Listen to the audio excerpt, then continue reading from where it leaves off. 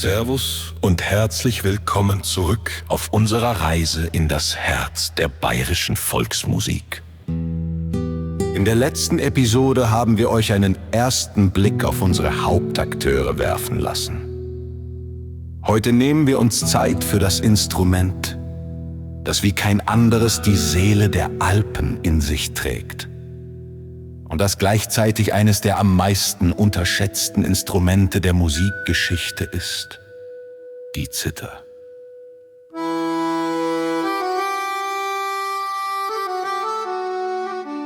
Viele Menschen haben beim Wort Zither sofort das Bild eines simplen Bauerninstruments im Kopf. Ein bisschen Klimperei in der Berghütte. Doch das ist ein gewaltiger Irrtum. Die moderne Konzertzither, wie sie in der echten Volksmusik gespielt wird, ist ein hochkomplexes Polyphonsinstrument. Das bedeutet, der Musiker spielt Melodie, Begleitakkorde und eine tiefe Basslinie absolut zeitgleich. Es ist im Grunde ein kleines Orchester, verborgen in einem einzigen flachen Holzkasten. Schauen wir uns dieses Meisterwerk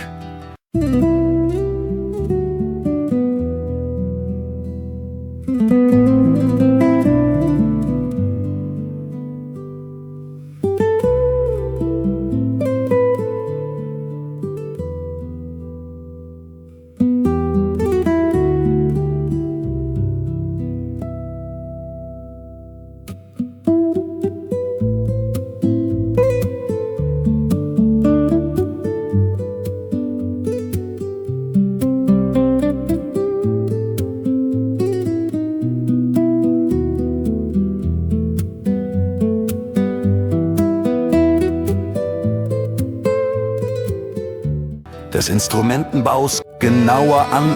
Ein hochwertiger Zitherkorpus wird aus speziellen Klanghölzern gefertigt. Die Decke besteht oft aus sogenannter Haselfichte.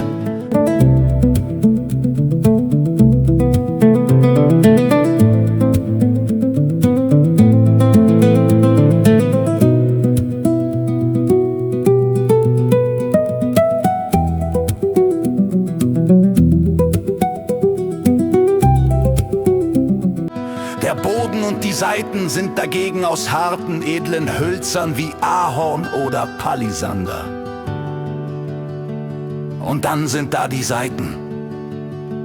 Eine Konzertzither hat nicht etwa 6 Saiten wie eine Gitarre, sondern in der Regel zwischen 36 und 45 Saiten. Wie um alles in der Welt spielt man so ein Instrument. Die Zither teilt sich in 2 Welten: das Griffbrett und die Freisaiten. Die linke Hand ist für die 5 Melodiesaiten über dem metallenen Griffbrett zuständig.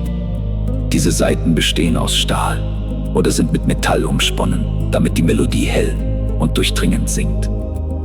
Die rechte Hand hingegen leistet wahre Akrobatik. Der Daumen ist mit einem Ring aus Metall oder Horn ausgestattet, dem sogenannten Zitherring. Er zupft die Melodie. Die restlichen Finger der rechten Hand wandern gleichzeitig über die bis zu 37 freischwingenden Begleitsaiten, die meist aus weicherem Nylon oder Darm bestehen, um einen warmen Kontrast zu bilden. Wenn man als Laie auf diese Dutzenden Freisaiten blickt, wirkt das wie ein völlig unspielbares Labyrinth. Wie findet der Musiker blind den richtigen Ton? Hier kommt pure musikalische Mathematik ins Spiel. In der bayerischen Münchner Stimmung sind die Begleitsaiten nicht einfach stumpf der Tonleiter nach aufgereiht. Sie sind nach dem Quintenzirkel angeordnet.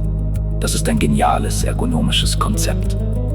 Töne, die harmonisch einen Akkord bilden, liegen dadurch direkt nebeneinander. Der Spieler kann mit einer einzigen fließenden Handbewegung den perfekten Akkord zupfen, ohne über das halbe Instrument springen zu müssen. Doch wie kam die Zither zu ihrer heutigen Form? Ihre Wurzeln liegen in einem simplen, mittelalterlichen Instrument, dem Scheithold.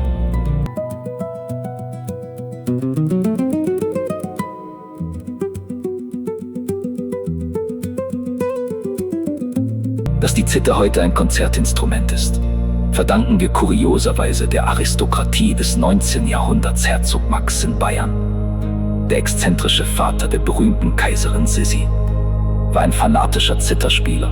Zusammen mit dem Virtuosen Johann Petzmeier holte er das Instrument aus den einfachen Stuben direkt in die königlichen Salons. Die Zither ist tief in den Alpen verwurzelt, aber wusstet ihr, dass sie einst einen globalen Popkultur-Hype auslöste?